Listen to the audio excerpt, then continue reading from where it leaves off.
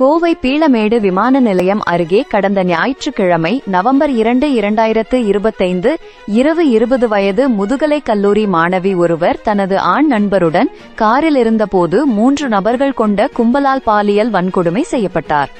இந்த சம்பவம் தமிழகத்தையே உலுக்கிய நிலையில் பாதிக்கப்பட்ட மாணவியின் நண்பரின் தகவலின் பேரில் போலீசார் விரைந்து செயல்பட்டு 7 தனிப்படைகள் அமைத்து குற்றவாளிகளை தேடி வந்தனர். தீவிர தேடுதல் வேட்டைக்கு பிறகு துடியலூர் வெள்ளக்கிணறு பகுதியில் பதுங்கியிருந்த முக்கிய குற்றவாளிகள் மூவர், அதாவது சதீஷ் என்கிற கருப்பசாமி, அவரது சகோதரர் கார்த்திக் என்கிற காளீஸ்வரன் மற்றும் குணா என்கிற தவசி ஆகியோரை போலீசார் வளைத்து பிடித்தனர். அப்போது குற்றவாளிகள் அரிவாளால் காவல்துறையினரை தாக்கி தப்ப முயன்றபோது தலைமை காவலர் சந்திரசேகரின் கையில் காயம் ஏற்பட்டது.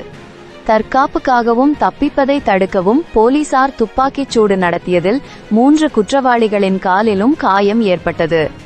உடனடியாக அவர்கள் கைது செய்யப்பட்டு காயமடைந்த காவலருடன் சேர்த்து கோவை அரசு மருத்துவமனையில் சிகிச்சைக்காக அனுமதிக்கப்பட்டுள்ளனர்.